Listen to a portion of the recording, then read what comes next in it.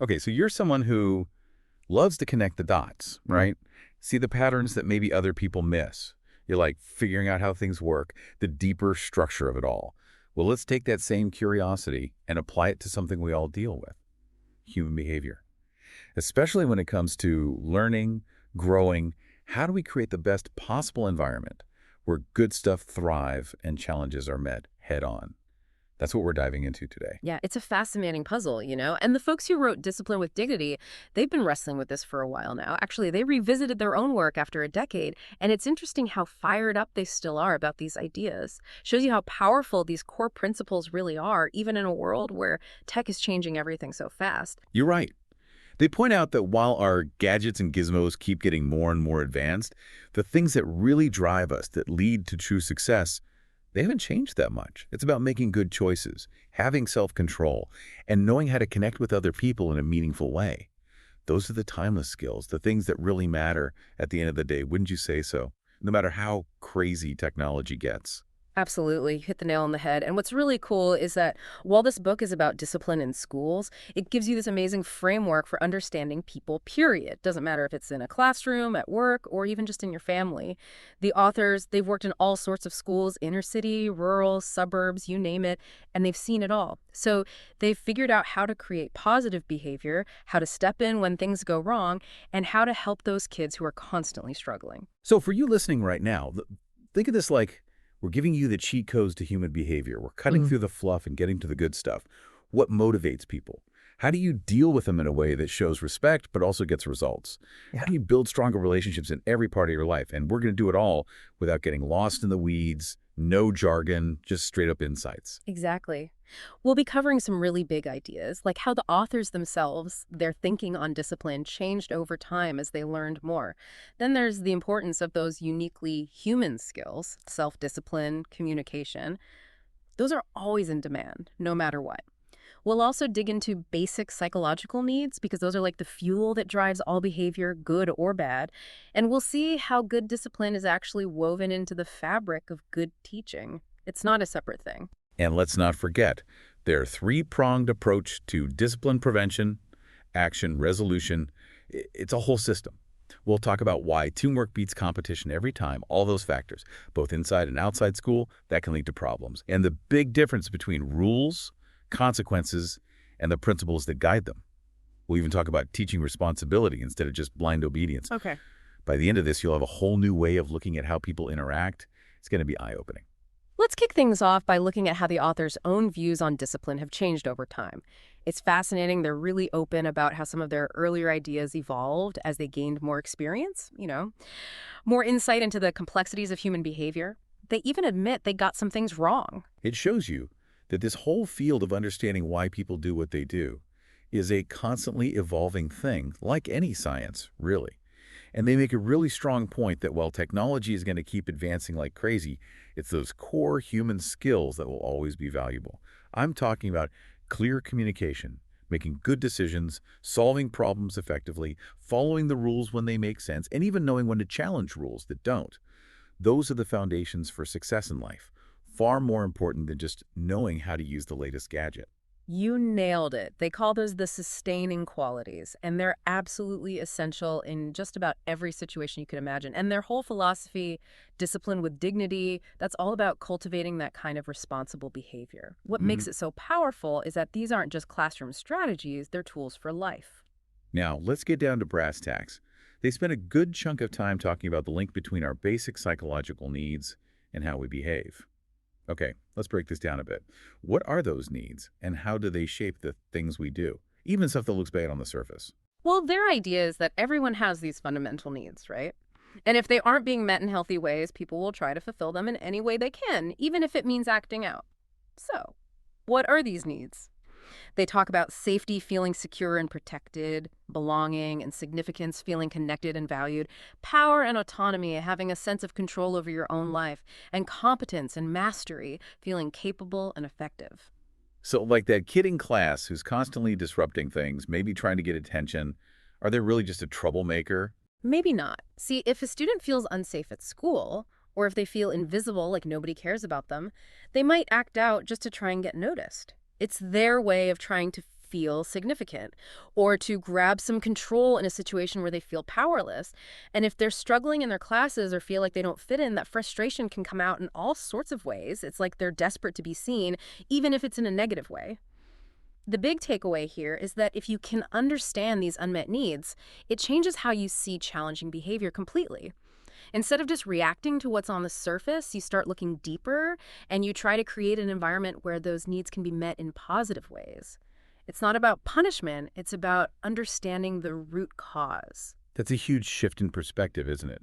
It's like you're going from treating the symptoms to actually tackling the underlying disease. And they also say that good discipline isn't separate from good teaching. It's all part of the same thing, right? Absolutely. They've found that teachers who are really enthusiastic, really love their subject, they tend to have fewer discipline problems. Passion is contagious, you know? When a teacher's excited, the kids get excited too, and they're less likely to act up. They also talk about creating a classroom that feels like a community, where everyone works together. And get this, they actually recommend letting the students help create the rules and procedures, of course, within certain boundaries, but still. So instead of just laying down the law, you're actually empowering them to create the environment they want to learn in. Exactly. It gives them a sense of ownership, you know? They're more likely to follow the rules when they've had a hand in making them. It creates a shared understanding of what a positive learning environment looks like. It's brilliant, really. Now, they have this three-dimensional framework for approaching discipline. Can you give us the rundown on that, kind of like a multi-pronged attack on behavior problems? Sure. Think of it like a triangle. You've got prevention, action, and resolution. Prevention, that's all the stuff you do proactively to stop problems from happening in the first place. They have 8 specific elements to this. It's quite comprehensive. Then there's action, how you intervene when things do go wrong. And finally, resolution, what you do with those students who are constantly pushing the boundaries. It's a holistic approach designed to cover all the bases. And they're not fans of using competitive metaphors in school, are they? Why is that? Their argument is that schools often accidentally create this competitive atmosphere that's actually harmful. Kids start feeling like they're always fighting for a limited amount of success. Instead, they say we should focus on cooperation, respect, and working together to achieve common goals. The whole idea of discipline as a battlefield, that just creates an adversarial relationship, you know? Like it's us against them. When you shift to collaboration, everyone wins. It makes so much sense. It's like building that strong classroom community we were talking about. Instead of everyone competing, it's about everyone succeeding together. Now, they also talk about how things outside of school can impact behavior inside school, right? Yeah, they make it clear that schools aren't operating in a vacuum. They're part of a larger society. So they talk about how violence in society, that can seep in and desensitize kids to aggression. Then you've got all the changes in family structures. Kids might not have the stable support systems they need. And there's that research showing that inconsistent or really harsh parenting can have long-term effects on kids, doesn't it? Exactly. There are studies linking those parenting styles to all sorts of problems later in life, like alcohol abuse and depression. It shows you how important that home environment is for a child's well-being. And another thing they talk about is how kids often aren't given healthy ways to express their emotions. We tell them what not to do, don't run in the halls, don't fight, but we don't always teach them how to manage their feelings in constructive ways. That's such a good point. You can't just tell someone to stop doing something. You've got to give them alternatives. What about inside school? What are some of the factors there that can lead to discipline problems? They list a bunch. Boredom, for one. If classes aren't engaging, kids will find other ways to entertain themselves. Then there's that feeling of powerlessness, like they have no control over anything, and unclear rules or rules that aren't enforced consistently that can lead to chaos. They even talk about how kids might not have enough outlets for emotional expression during the school day. And if a student has a negative self-image, that can also lead to acting out.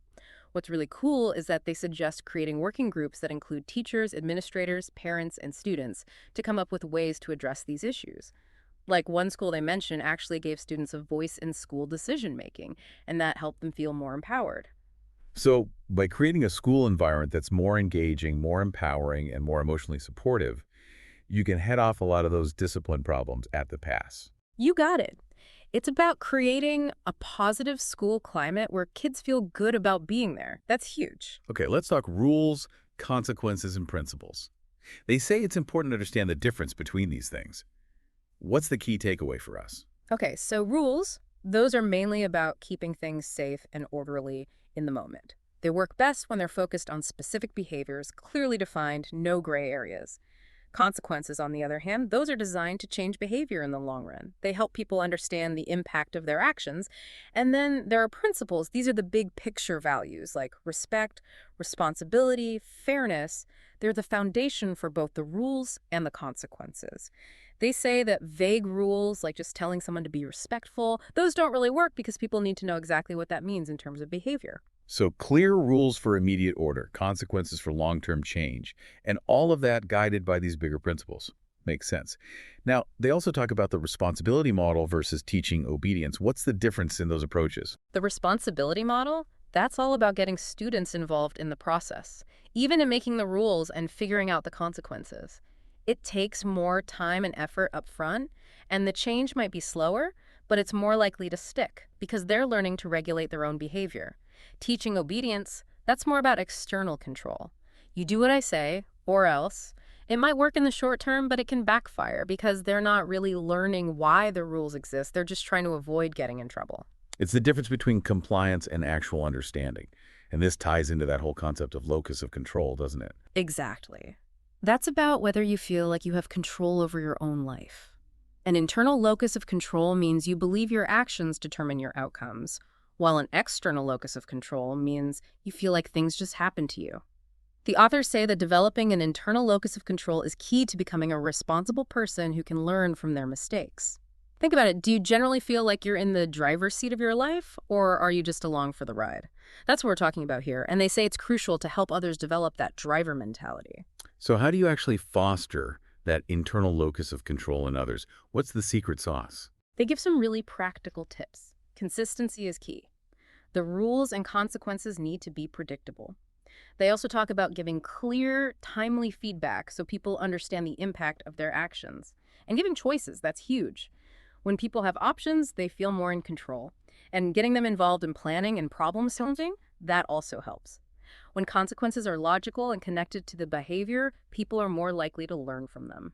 It's not about being arbitrary, it's about making sense. It seems like anyone in a leadership position, whether it's a teacher, a parent, a manager, needs to be really thoughtful and reflective. They even talk about the importance of self-reflection for teachers, right? Right. They encourage teachers to really think about their own role in discipline problems. Don't just see misbehavior as something bad, but as information that can help you improve. It's not about blaming the teacher, it's about recognizing that good teaching and good classroom management go hand in hand. So it's about using those challenging moments as learning opportunities for both the student and the teacher. Now, any group of people is diverse, especially a classroom full of kids. They talk about understanding different types of students in terms of their behavior. Yeah, they came up with this 80-155 breakdown. Roughly 80% of kids are usually pretty good and want to learn. Then you've got about 15% who might break the rules sometimes, maybe because of something going on in their lives. And then there's that 5%. Those are the ones who are constantly pushing the limits, often because of some deeper issue.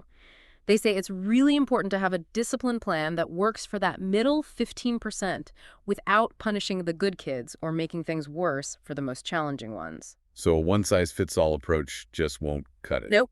You need a plan that creates a good environment for most of the kids while still having strategies for those who need more support. Okay, consequences. What makes a good consequence? One that actually teaches something.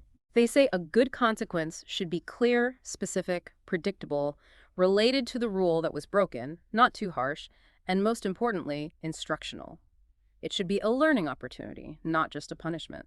They also have these 4 basic types of consequences you can use: a reminder, a warning, an action plan, and practicing the right behavior. I like that they emphasize consequences that teach something. That idea of practicing the right behavior, that's smart. Now, dealing with behavior problems can sometimes lead to power struggles. How do they suggest avoiding those? They have this great analogy called the dollar auction. It shows how people can get so caught up in a power struggle that they both end up losing way more than they ever would have if they'd just let it go. They say, start each day fresh, don't hold grudges. If someone is trying to bait you into a power struggle, ignore it. If you sense one brewing, address it privately and try to de-escalate. And for those who are really prone to power struggles, make a plan with them ahead of time. Like, sit down when things are calm and brainstorm ways to help them handle those situations better. It's like being a Jedi Master, using your wisdom and composure to avoid those conflicts. But all of this can be really stressful for teachers, right? They talk about burnout, don't they? Yeah, they say disruptive behavior is one of the main reasons teachers burn out. So they talk about different ways to deal with stress. Some of it is about problem solving, like those proactive strategies we talked about. Those can really help. But they also talk about emotion-focused coping skills, ways to manage your stress in the moment. Like what? Give us some examples. They recommend all kinds of things: breathing exercises, visualization, positive self-talk, even quick physical exercises to release tension. Like they have this thing called the pillow release, where you just, Wow. well, you get the idea. It's a safe way to vent frustration. Those sound really practical, like things you could actually use. What about those really tough kids, the ones who are constantly out of control? They have this concept of creative discipline, right? What is that exactly? It's about using unconventional tactics to shake things up when nothing else is working. The goal is to stop the behavior without making a big scene, without getting into a power struggle, and maybe even with a little humor. You want to stay calm and in control, but you're also being unpredictable. Give us some examples. What does that look like in action? Well, one thing they mention is paradoxical interventions. Like instead of telling the kid to stop, you actually tell them to keep doing it, but in a calm, matter-of-fact way. It throws them off guard, makes them think twice. They also talk about using nonverbal signals, like a look or a gesture, to let the kid know their behavior is unacceptable without embarrassing them in front of everyone. And then very occasionally, you might use a well-timed, exaggerated tantrum yourself to snap them out of it. That sounds Yeah. interesting. But the idea is to break the pattern, get their attention in a way they're not expecting. Now let's shift gears a bit. What about motivation and engagement? Those are key to preventing problems in the first place, right? Right. They talk about getting kids actively involved in the learning process, giving them more control over what and how they learn, challenging them with higher level thinking tasks, using cooperative learning, varying teaching methods to keep things interesting, and most importantly, being an enthusiastic teacher yourself. So if you create a learning environment that's fun and engaging, that's a form of discipline in itself. Exactly. And they also touch on the whole issue of competition and grades. Those can be really demotivating for kids. They say we should focus on competition that's voluntary and more about the process than the outcome.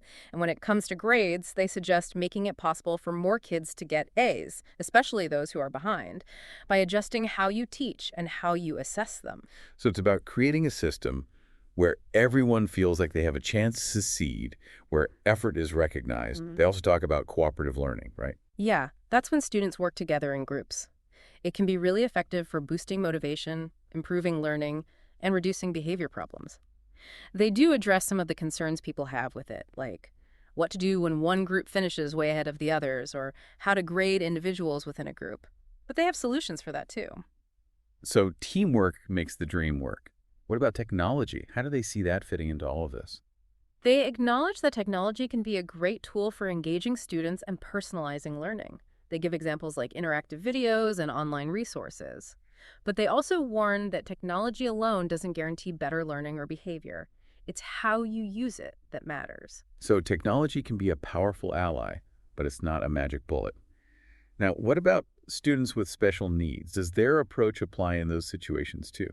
Yes, they say the same principles apply. You still need to set clear expectations, teach responsibility, and give honest feedback. But you have to adapt things to meet the individual needs of each student. They also caution against using a disability as an excuse for not holding a student accountable. So it's about finding that balance between support and accountability. They also talk about specific strategies for dealing with things like excuse-making, tattling, attention-seeking, defiance. Any common themes in those recommendations? Yeah, there are a few things that come up again and again. First, understand what's driving the behavior. Like a kid who's always trying to get attention, maybe they just feel invisible. Second, set clear limits and enforce them consistently. Third, give them alternative ways to get their needs met in a positive way. And finally, praise them when they do something good, catch them being good. It's about being proactive and positive, not just reactive. Yeah. They also have a whole section on inner city schools. Yeah, they say it's really important to challenge those negative stereotypes people have about kids from those environments, and to recognize that those kids might be dealing with a lot of stress and trauma that we might misinterpret as defiance or lack of motivation. They recommend being super clear about the rules and consequences, focusing on the positive, building strong relationships with the kids, and giving them a say in how the school is run. Building trust is crucial in that context. So understand the culture and building strong relationships, are essential in those settings. They also talk about drug use, right? That's a tough one. They say that kids often turn to drugs because their basic needs aren't being met. So they recommend being honest about drugs in drug education programs, not just trying to scare kids.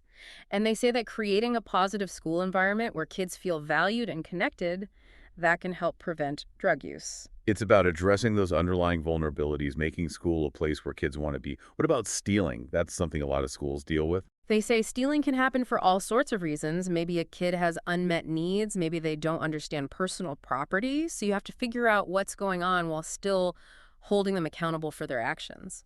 And they talk a lot about the importance of teachers and administrators working together, right? Oh, yeah, that's crucial.